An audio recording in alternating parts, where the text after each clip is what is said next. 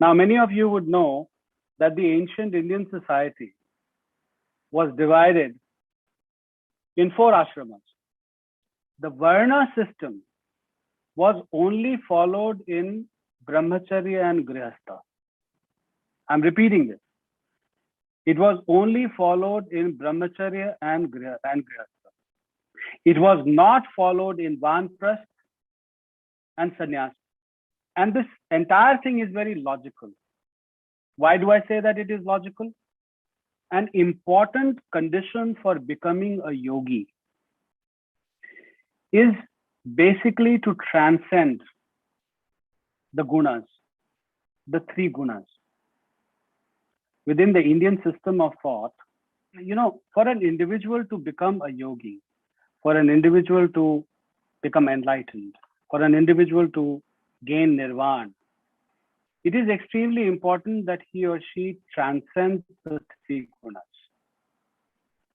And when he or she transcends the 3 gunas, the individual becomes tri-gunatita. There's a term, which our culture uses for yogis, tri-gunatita.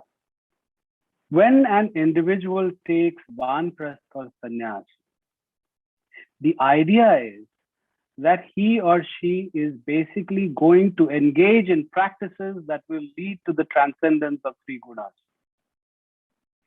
That individual is on his or her way to becoming tri-gunatita.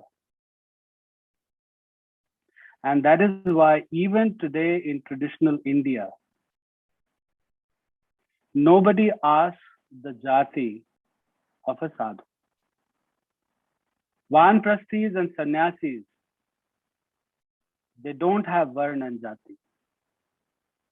Jati na pucho sadhu ki. It's a very common refrain that you will find in rural India even today. So when you are told that karma means karmaphala, these people are erroneously quoting the Gita. In fact, they should not quote the Gita. They should quote the Dharma Sutra or the Dharma Shastra tradition. Because in the Dharma Shastra tradition, it is clearly mentioned that the family into which you will be born will be basically be dependent on your karma, your karmaphala. So if Dharma Sutra is used to give this kind of an explanation, it can be understood. But when it comes to Gita, this is a wrong interpretation. This is a wrong interpretation, and what happens is that the understanding that you find in the Smriti tradition gets transposed on the Shruti tradition.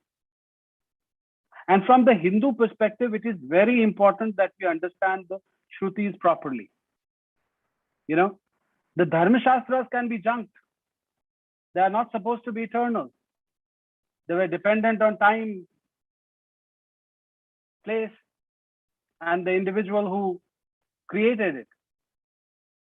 But what you find in the Shruti are basically eternal principles.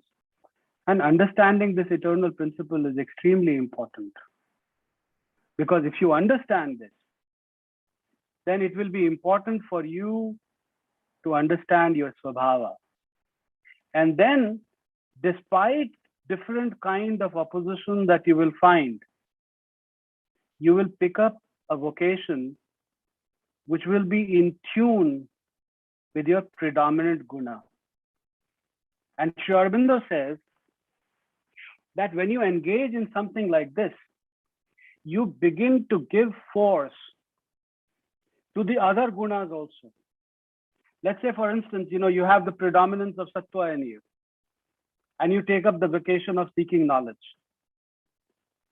As you are seeking knowledge, over a period of time, you will find that your Kshatriya tendencies, your Vaishya tendencies, your Shudra tendencies, they are also gaining more traction and power.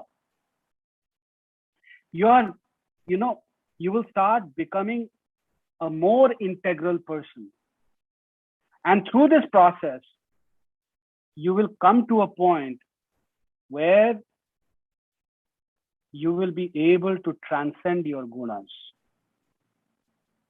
And that is why in Bhagavatam, there's a particular verse which states that if an individual from any Varna, if he or she has performed his or her grihastha duties properly, then he or she will stand an equal chance of gaining moksha in comparison to any other individual from any other Varna. So it is not, please listen to this, it is not that a Brahmin had a more chance of gaining moksha than a Shudra. This is completely untrue. And that is why when you look at the litany of sages in India, you find sages coming from all Varnas. And it is extremely erroneous to call the sages Brahmins. A Brahmin is an individual who's guided by Sattva Guna. A yogi or a sage is an individual who has gone beyond the gunas, has become tri-guna tita. It's a very important distinction.